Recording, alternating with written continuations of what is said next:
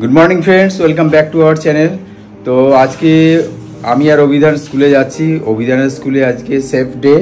ও আজকে সেফ সেজেছে, এই যে সে গুড মর্নিং। কমপ্লিট সেফ হয়নি এখনো, ওর টুপিটা দেওয়া বাকি আছে, টুপিটা দিয়ে দিই। এই যে খুব সুন্দর টুপি হয়েছে। কি দাঁড়াও দাঁড়াও, দেখতে দাও।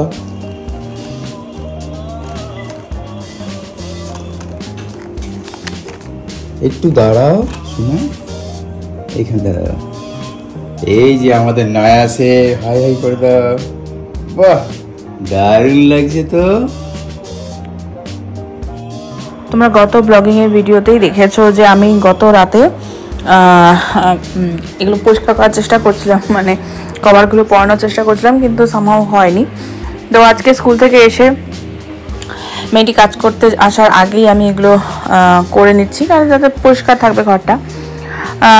যতটা তাড়াতাড়ি পারছি করছি, কারণ এরপরে আবার আমাকে ছেলেকেও আনতে যেতে হবে, বা মেয়েটি চলে আসলে তখন আমার আর একটু তাড়াহুড়ো লেগে যাবে। তাই জন্য ঘড়ি দেখতে দেখতে কাজটা করতে হচ্ছে।